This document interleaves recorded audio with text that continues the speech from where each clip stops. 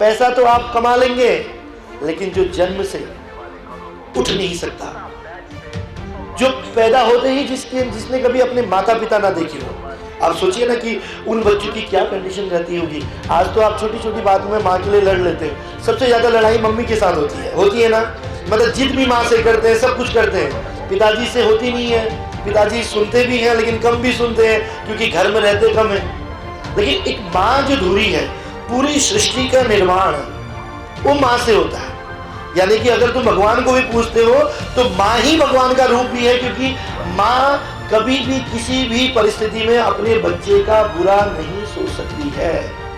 पिता एक पल के लिए गलत संगत में फंस गया, उसको कोई समझाने वाला नहीं था, वो नशा करके आ रहा है, तो फिर भी परेशान माँ ही होती है। माँ को बच्चे भी देखने हैं, घर भी संभालना है, परिवार भी संभालना है, डांट भी खानी है। और कई घरों में तो आपने देखा होगा, अगर घर का कोई परिवार का व्यक्ति नशे में आक्रोश में फंसा है, अगर वो उसका मेंटल स्तर सही नहीं है तो उसका बिहेवियर भी अच्छा नहीं रहता है, तब भी मार माँ खाती है।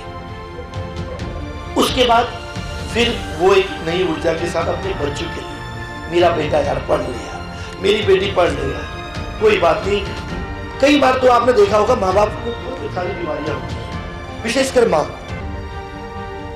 वो अपना इलाज तक नहीं करा पाती है बेटा, सिर्फ इसलिए कि इसकी फीस देनी है, इसकी कोर्स की फीस देनी है, इसकी ट्यूशन फीस देनी है, इसको आगे बढ़ना है, मैं 10 साल बाद 5 साल बाद दिखा दूंगी। और वो कब कैंसर में परिवर्तित हो जाता है, वो बीमारी कब बड़ी हो जाती है, कब माँ दुनिया छोड़ के चली जाती है, हमको पता भी नहीं चलता है। और हम कहते हैं हमारे माँ बाप ने हमारे लिए किया क्या है। अरे जिस माँ ने जन्म दिया, जिस माँ ने, आप एक इतनी सी फुंसी हो जाए ना हाथ पैर में तो आप झेल नहीं पाते हो, और 9 माह तक पेट में रखना, उसके बाद बच्चे को जन्म देना, और उसके बाद उसको पढ़ाना लिखाना, उसको 5 साल तक अपना सब कुछ न्योछावर करके बड़ा बनाना, और वही बच्चा जब बड़ा बन जाए,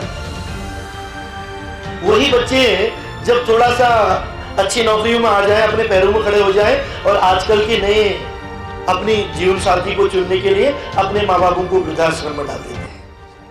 सिंगल रहना है, पति पत्नी रहेंगी, लड़की पहले ही टाइप कर लेती है कि नहीं भाई शादी करना है तो तेरी माँ बाप के साथ नहीं रहूंगी। अपने माँ के लिए तो सोच रही है वो, अपने माँ को तो फोन करती है कि भाभी क्या करती है, लेकिन अपनी सास को, जिसने उस बच्चे को पाला पोसा, उसको पहले बोलती है ये बुढ़िया नहीं रहेगी मेरे साथ, हम रहेंगे। क्यों? आजादी चाहिए। आज परिवार बर्बाद क्यों हो रहे हैं बेटा? इसमें हम जैसे बड़े लोगों का भी दोष है। क्यों?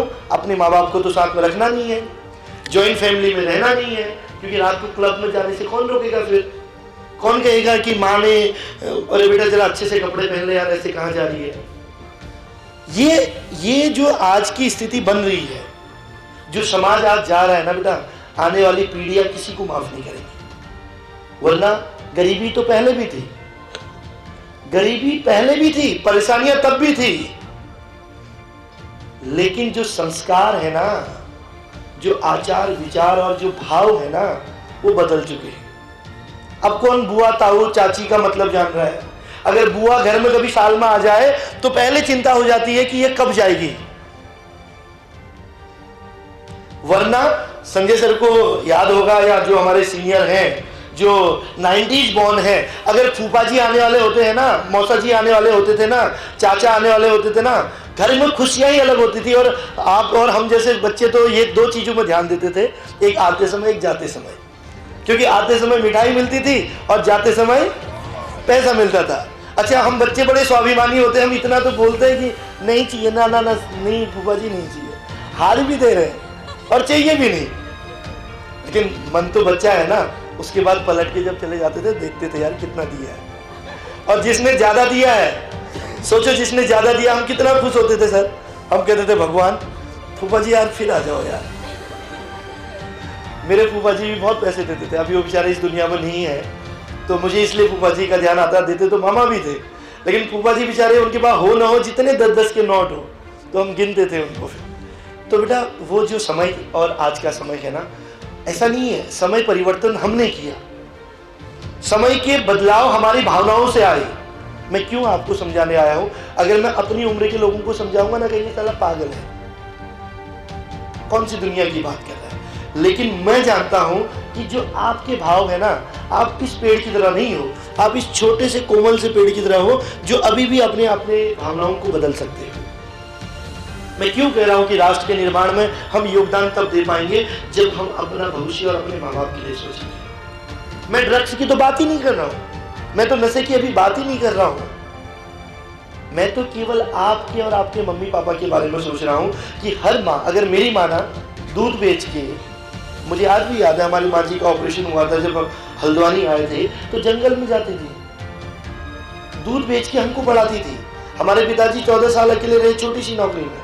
मुझे आज भी याद है मैंने जीवन की पहली साइकिल माँ पूर्णागिरी के मंदिर में गर्मियों की छुट्टी में, मार्च अप्रैल मई में जब छुट्टियां होती है टनकपुर में, 5 दिन एक व्यक्ति के साथ काम किया, 250 रुपये कमाए मैंने। और छठे दिन मैंने कहा नहीं, टनकपुर मार्केट से परमल दाना चुन्नी अगरबत्ती लाके मैंने कहा मैं अपना स्टार्टअप करूंगा। मैंने छठे दिन से अपना प्रसाद बेचना शुरू किया और 28 दिन में 18,000 का प्रसाद बेचा और अपने लिए पहली बार रेंजर साइकिल खरीदी। और उसके बाद जीवन में कभी ये नहीं कहा कि मैं गरीब हूं। और आज ये जो CIMS सबसे उत्तराखंड का पहला नर्सिंग कॉलेज है, नॉर्थ ईस्ट का नर्सिंग में फर्स्ट नर्सिंग कॉलेज है, 2018-19 में उसको टेक ओवर किया।